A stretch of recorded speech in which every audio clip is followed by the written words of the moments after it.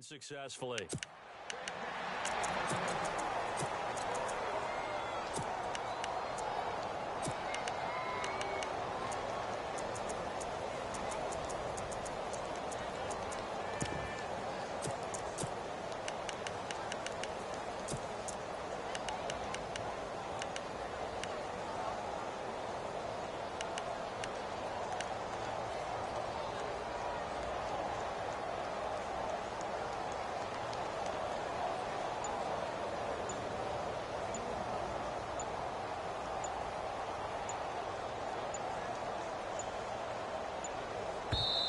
Now Doug Marrone, with a play clock almost out, says let's take a timeout. They'll have 2 remaining as we step aside here in this first quarter.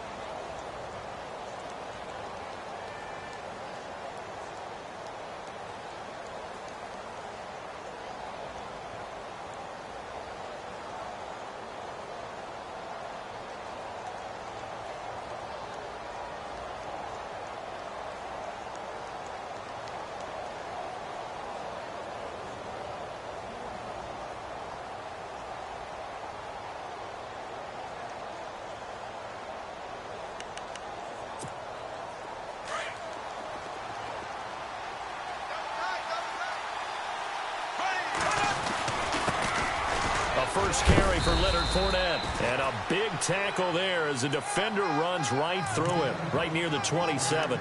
2 yards on the pickup there. It'll be 2nd and 8. Well, Fournette was really bottled up last week against the Bills. 21 carries, 57 yards. At front 7, though, they were strong. They really were, and it's tough to run against what Buffalo presented. But if you just keep giving Leonard Fournette carries, things tend to work out. Remember earlier in the season against the Pittsburgh Steelers, who they were end up playing in the playoffs. He had 181 yards. This guy went over 1,000 yards in just 13 games as a rookie. Leonard Fournette's an absolute force and is only going to get better. The yardage total 2nd highest by a Jags rookie. Offense comes to the line now, 1st and 10.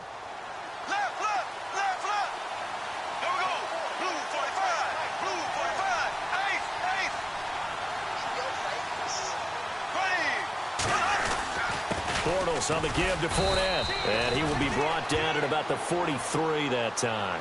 Give him a couple on the carry there, 2nd and 8. Well, if the coaching staff's doing a good job upstairs, they'll file away what they just saw from the defense right there. They sold out to stop that running play. I'd say keep that in mind. They want to try that again, go play action, hit them over the top.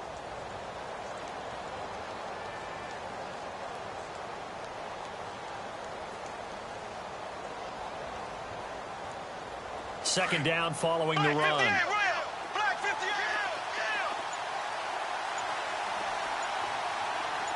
And on the outside, they're playing press coverage. Again, it's Fournette.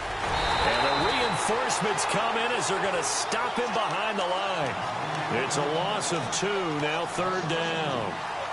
Well, add that play to his resume reel because he went to the Pro Bowl last year.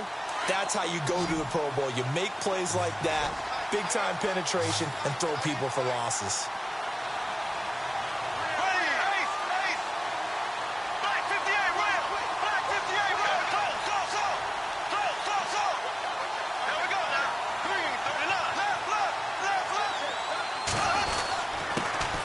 First carry for Chris Ivory.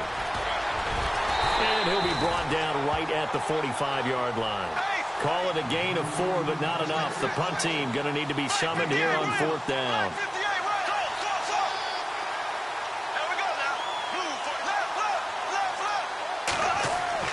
They do go for it. It's Bortles. Looking for Hearns, and it's intercepted. Picked off at the 38.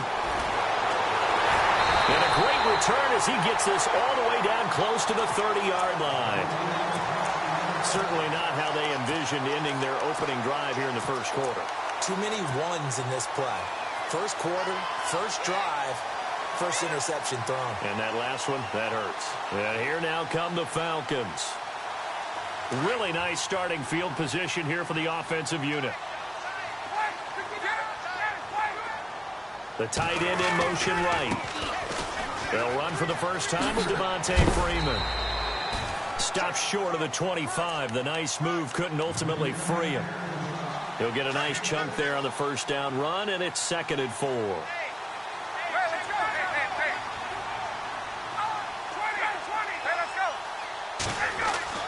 Now Ryan on 2nd down. And he takes a shot on the release as this will be incomplete. Pressure, and that's certainly going to be a key to this game going forward. And that time, they were able to get in there and influence the throw. And remember, quarterbacks got to get rid of it. They don't have the Tucker rule that they can fall back on anymore.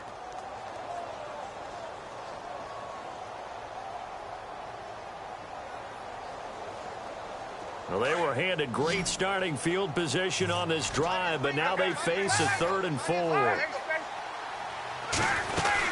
They'll run it now out of the gun. And the broken tackle helps lead to a first down gain. A nice pick up there, 10 yards, and it'll move the sticks. We use the word relentless a lot with guys who are aggressive on the field. In this case, it really fits, doesn't it? How about his ability to break tackles and his feet never stop moving? So the offense has it 1st and 10. Play clock winding down. On first down, Ryan. And he's wrapped up, taken down, back at the 25. Malik Jackson. With a great push up front, he picks up the sack and a loss of 8.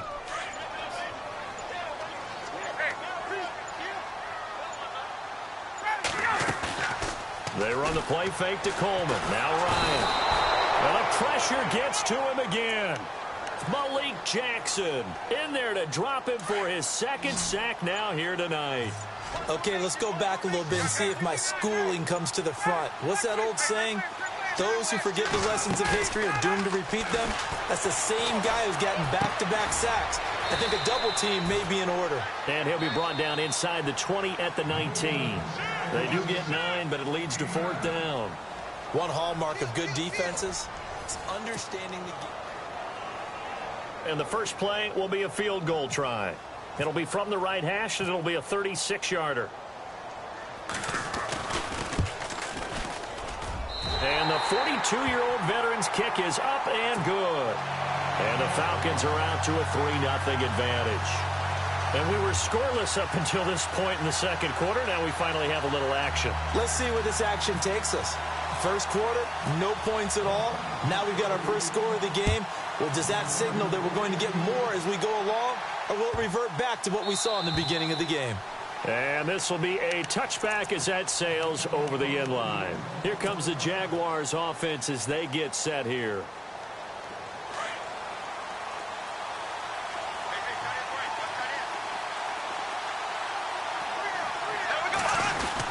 They'll start out on the ground. It's Leonard Fournette, and he'll get this one up to the 26. Credit him with a 1-yard gain there to make it 2nd and 9. That was a really nice play, able to stack that one up. When they get back in the huddle, he's got to tell his guys up front, great job. They kept people off of him, allowed him to run free and make the hit on the runner. Filled the gap nicely, kept him to just a 1-yard gain.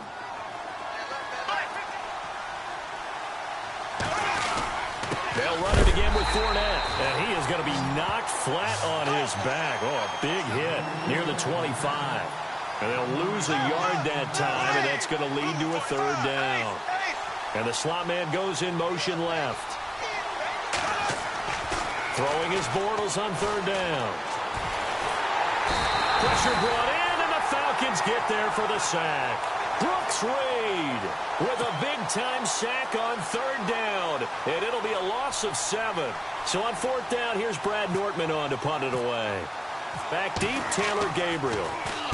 He gets us away. It's a good one, drawing toward the sidelines. And the punt over the side in the air, and the spot will be inside the 35. Atlanta now coming out on the field. And they split the uprights last time for 3. They've got the lead. They're not going to play this conservative. They're not hoping for another field goal. They're hoping for a touchdown. I'm with you on that one. I like where your head is. I like the way you're thinking because You're exactly right. Trying to sit on a lead and play that way, that doesn't work too well for most teams. Run your offense. Run what you do best. Exactly. Put it all the way down and try to increase your lead in a big way. And the best way to do it, touchdowns.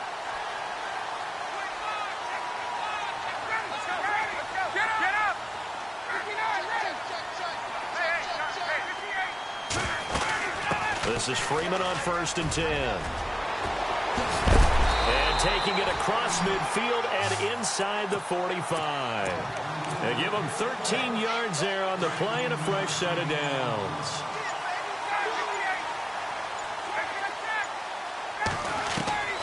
Throwing now, Ryan on 1st down. Flush to his right. Give him a couple on the scramble. It's 2nd down. Yeah, not much there that time, and I think we were both wondering once he got out of the box whether he just throw the ball away, and he winds up only picking up a yard or two.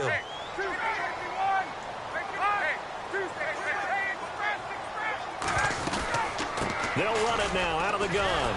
And he'll lose yardage on the play back at the 45-yard line. They'll wind up losing 3, and now it's 3rd down. Wow, that play got shut down in a hurry. As soon as the snap came, you could see defensively they were just closing in. That was going nowhere. Yeah, you count on your offensive line to give you a little bit of space, a little bit of time so you can make a move. There was none there for him. And he's got Sanu. And he goes down, but not before getting this inside the 25. And they convert on 3rd with a gain of 22. So here we go, 1st and 10 now.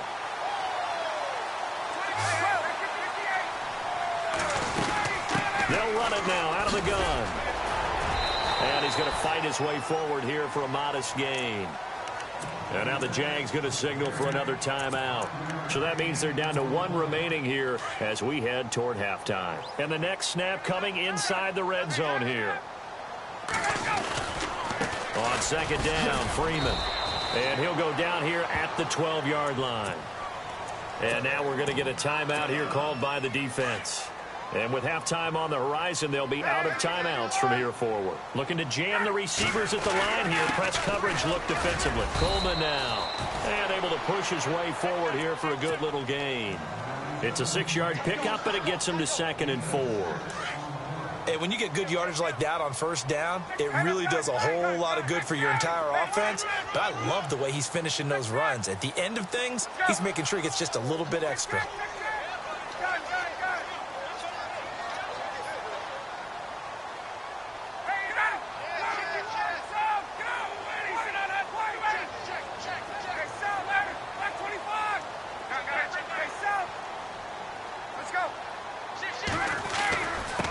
This is Coleman. And he'll be stopped just outside the 5 at the 6. Just a yard on the pickup there, and it'll leave him with a 3rd and 3. Well, when you go from 2nd and 4 to 3rd and 3, that just tells you who won that battle on the last play, huh? Yeah, 1st round went to the offense, 2nd round the defense. And he'll take this one down inside the 5 to the 3. It's a pickup of 3, but it brings up what will be an interesting 4th and 1. When a good play is made on defense, oftentimes leverage is the key to everything. Defensive line not getting turned, all the other guys making sure they're in the right spot, and on that play, they were able to stop him short of a 1st down. They'll run it. Freeman going absolutely nowhere. He'll wind up losing a yard or 2. They'll get neither the touchdown nor the 1st down. And it'll be a turnover on downs. They begin with a run by Fournette. And he'll find a little space. He gets us up near the 10. First half, well, Larry, I know it's late there in Orlando. This is a school night. Folks eager to get right back to the action here in the 3rd quarter. That'll be taken in the end zone.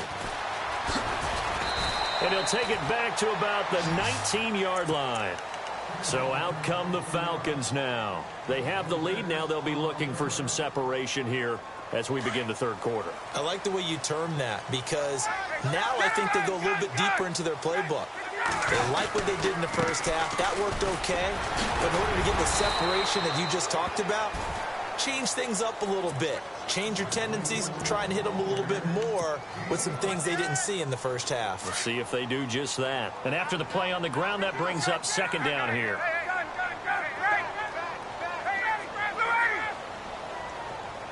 In motion left goes a tight end. There's Coleman. And he'll get this one up to the 26. Just a couple on the pickup there, and now it's third down. Sometimes with the running game, you've just got to stick with it. Look, it's the third quarter, no time to panic. But that also doesn't mean you just do it the same way you've been doing it the entire ball game. Maybe change up some blocking assignments or run a few different plays, but stay with the overall essence of the running game.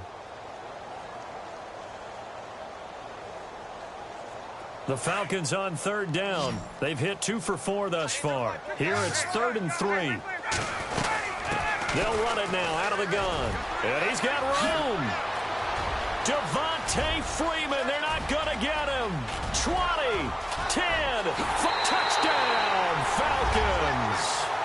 Devontae Freeman, 74 yards. And the Falcons will add on to their lead.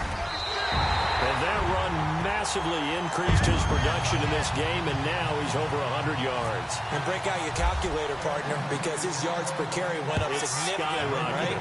Big-time jaunt all the way to the end zone. That's fielded in the end zone.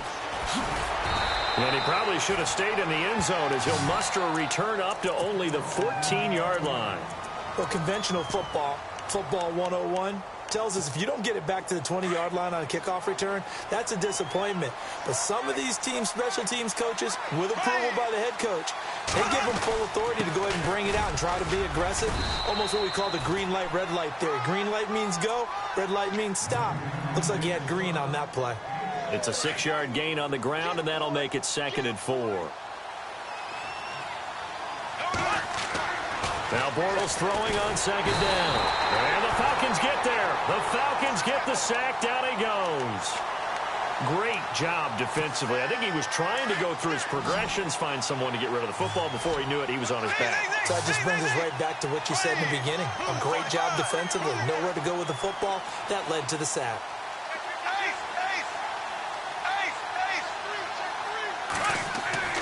Now Bortles. And incomplete. The contact made the ball roam free and brings up 4th down. Another drive comes and goes. Still nothing on the scoreboard. Yeah, and when the second half comes, you know, it's real easy to get discouraged and wonder if you're ever going to get things started. You just got to fight through it. Got to keep pounding away. Bortles in the offense remains put on the field. They're going to go for it on 4th.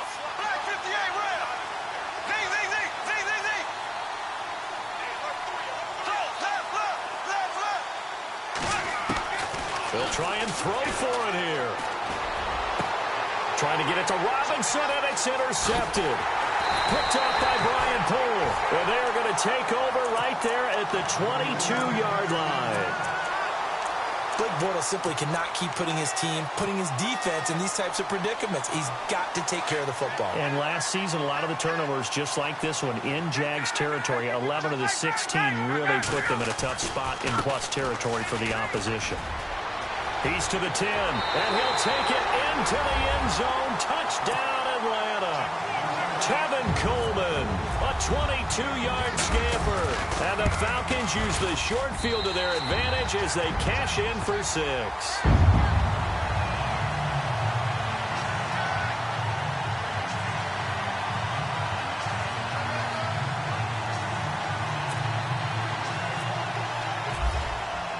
Now here's Bryant to kick it away.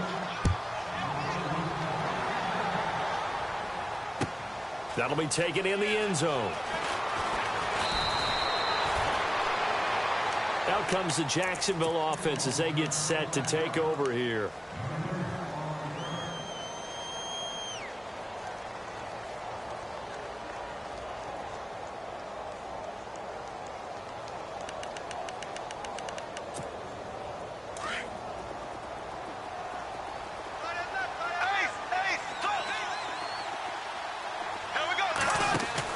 Trying to shake off the interception. He'll look to throw. And he can't get rid of it. He's taken down. Tack McKinley in there to drop him. And it'll be a loss of about 8. Sometimes I watch games and wonder why they use play fakes on certain passing situations because it's not going to fool anyone. I don't know if that was the case here, but the end result was the same. No one fooled. Quarterback was hit. Now Bortles. He's going to air one out. And both guys were there, but it falls incomplete. This defense is continuing to contest every deep ball that is thrown downfield. And, look, it doesn't matter whether you're playing man or zone. Eventually, that becomes man-on-man, and you've got to trust yourself and go up at that moment of truth and make a play on the football.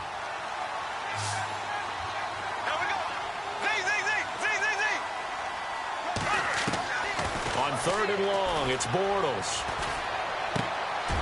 And for a 3rd time tonight, he's intercepted. Picked up by Deion Jones, the linebacker. And he takes this one back into the end zone, and the Falcon defense has a touchdown. Well, Deion Jones and pick sixes, they're going together like peas and carrots. Oh, boy, he had 2 of those, though, as a rookie last year. And I know part of the reason is his speed. He's one of the fastest linebackers that you're going to find in the NFL.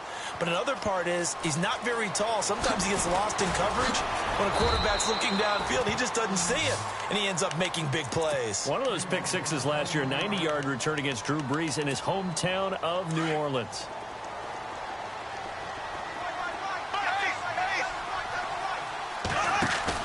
Now Bortles to try again after the pick six. Looking long for Westbrook.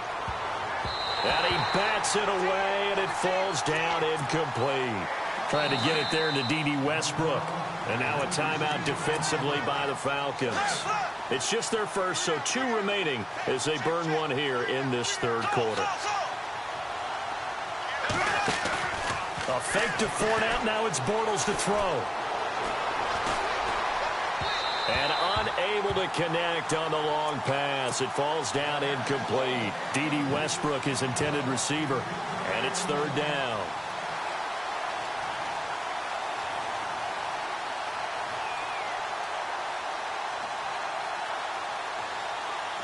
And the offense looking to pick up the first down after the 2nd down incompletion. The play fake to Ivory. Now Bortles. Looking long for Westbrook. And that one incomplete. Had some position but couldn't hold on, and it brings up 4th down. An attempt at a deep ball there. They didn't get it. But, boy, they're going to need a few of those to actually hit in order to get back into this game. Good thing they do have a little bit of time here still left in the contest. Decent-sized deficit, but not one that they can't manage. And for the 4th time tonight, it's an interception. Picked up by Keanu Neal.